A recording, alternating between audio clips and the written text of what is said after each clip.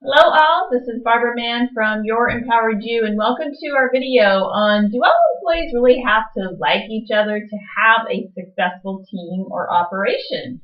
So in this video we're going to talk about, the team dynamics, and the bottom line is that every team, every organization consists of different people, different personalities. So, what are the dynamics when the team gets along and everybody really likes each other? And what are those dynamics when everybody doesn't get along? And we're going to touch upon some of the things that obviously go well when teams get along, but also some of the downsides of maybe when people get along and some of the ramifications of that. I know some people may think, well, there aren't any ramifications, and there might be actually. And then we're going to talk about the dynamics when maybe everybody doesn't really like each other, some of those ramifications, some of the positives that come out of that, and how we should react to those sorts of situations where we may not embrace everybody's personality. So let's talk about in any area of life, we're always going to have different people, different personalities, different perspectives, different thought processes throughout our life, whether it's in the workplace or outside the workplace. We could have introverts, you have extroverts, you have leaders, you have followers, people who are change agents, you have risk takers, you have visionaries, you have people from different generational views, people with different priorities. It's a plethora of people in the workplace and outside the workplace, and you all have to figure out how to make the team, the office, the department, the organization successful and navigate through all these different types of people. And that is actually, to me, that is what makes the world a very exciting and non-boring place. So if everybody thinks the same, if everyone likes each other all the time, and everybody has the same thought process, it gets a little bit boring in life. So it's nice to kind of have things spiced up a little bit and be able to navigate through that. So it's natural to not necessarily like every single person in the workplace. It's obviously better if you do like them. But it's natural that you're not going to like every single person on the planet. That is safe to say in the workplace and safe to say outside the workplace. So let's talk about the dynamics when everybody really enjoys each other in an operation. It's very cohesive. There's a lot of teamwork, a lot of trust because you like each other, a lot of collaboration, appreciation for others, a lot of respect, they value each other, a lot of transparency. But what are the potential, downsides? Usually a team that really enjoys each other, they do work very nicely together. They all get along, they all like each other, and life's good. But some of the downsides that I've seen is that sometimes they may not want to hurt another person's feelings, so maybe they hold back in providing some constructive feedback. And it also could potentially lead to stagnation because sometimes when you want to, say, change something in a team or department, it usually involves some sort of change management. And some people like change, some people don't like change. So sometimes the downside, when everyone gets along, it may lead to stagnation, not rock the boat. And also, it may not be a challenging environment. Like some people thrive on really learning and really growing, and they have sort of different speeds of how that is for each person. So some people may not be challenged in an environment like this. So those are the potential, I don't want to say downsides, but some of the not as positive aspects as when everybody gets along, when there's teamwork and trust and all those other things that we talked about. So what are the possible dynamics? Let's talk about now when everyone doesn't like each other.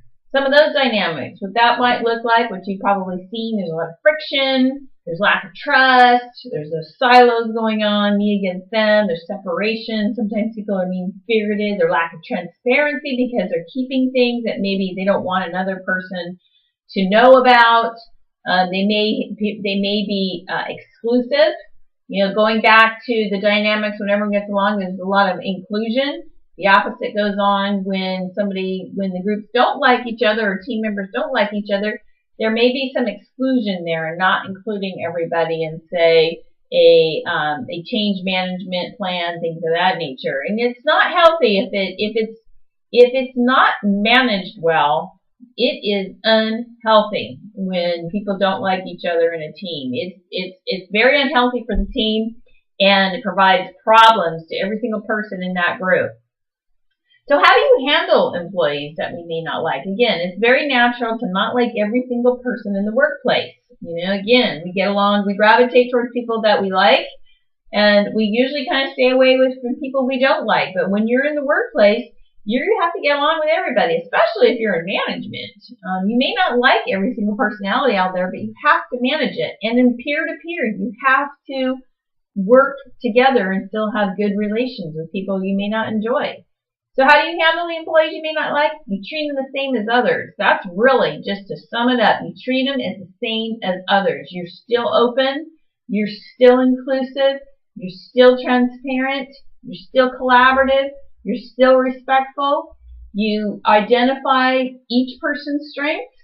You're open to feedback, because usually when people don't care for each other, there may be some feedback that they provide.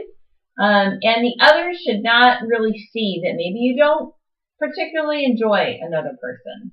That's okay, but people should not really see it. And if they're asked, like, oh, I see sometimes the friction, or I heard you don't like so-and-so. How do you handle that? You just advise people. You don't necessarily lie about it. You just advise them that you may not have the same perspectives and ideas, but that's okay. That's a good thing in the workplace. It's not everybody seeing eye to eye all the time. That's how sometimes you come up with the best solutions. So others shouldn't really see it. And if they do and you're asked about it, don't lie to it, but just make sure that there's nothing bad said about another person. You just basically say we may not see eye to eye and we have maybe different perspectives. That's a good way of saying, we can still work together, but we see things differently, and that's good in the workplace. It's not a bad thing. So, what are some of the positive impacts when you have a dynamic like this, when employees may not like each other? We talked about some of these. It can create some really solid working relationships, because you learn how to work with people that you may not see eye to eye. It helps you to control your emotions. People who can control their emotions when they don't really care for another person, it really does help broaden their understanding of how other people operate. And especially if you're into management, you have to have control over those emotions. It also helps people understand and broaden their understandings of people's perspectives, their insights, their opinions. So it helps you to become broader. You may not agree with everything, but it helps you understand where people are coming from. It helps promote inclusion. So it forces everyone to still be included. Maybe you don't necessarily care for their personality, but it helps promote inclusion and those best outcomes. The best outcomes come when you have this diversity of thought, these different perspectives, and you come up with the best solutions, because then it's representing everybody's thoughts, everybody's processes, everybody's problem solving, and it promotes those best outcomes. And it helps with compromise. So before you get to that outcome, everybody's got to compromise. So again, with people you may not enjoy, you may not like them, you may not agree with their perspective, may drive you nuts, whatever the case may be, it helps you still promote compromise, best outcomes, and come up with the best solutions. Because really that's what it's all about, is what is the best solution for, say, a team or a department in operation. So there are very positive impacts when you have dynamics like this. Some people actually put teams together with this sort of dynamic, where not everybody is everybody's best friend. Let's put it that way. I personally don't like to have too much friction in an operation, but it is good to have people who see things in a different way. It's very healthy for an organization to have people with different perspectives and to help you see things in a different way that maybe you hadn't seen before. Those are good people to have in your operation. I would say that if you have it more than, say, 50-50, I'm not sure, personally for me, there's other, managers, other leaders out there who think that's a great ratio. Personally for me, I don't see that. That's not my opinion. But others I have seen, they like that sort of push-pull aspect in their operation. So again, it's a positive to have some of it in your operation. Just different opinions of what that ratio might look like. So let's wrap this up in a bow. The bottom line is that people are all unique. People are all different. People all have different opinions, personalities, thought processes, things of that nature, and that is a good thing. That is what makes the world a great place to live in. It would be very boring if we all thought the same. Working in a group where everybody likes each other is achievable. I've seen that numerous times. There's a lot of positives when everyone likes each other, a lot of cohesiveness, teamwork. You really enjoy coming to work. It's fabulous. But we talked about potential downsides of that. So it's great to work in those environments, but there could be a little bit of a downside by some other people's perspectives on that. Working in a group where everyone does not like each other.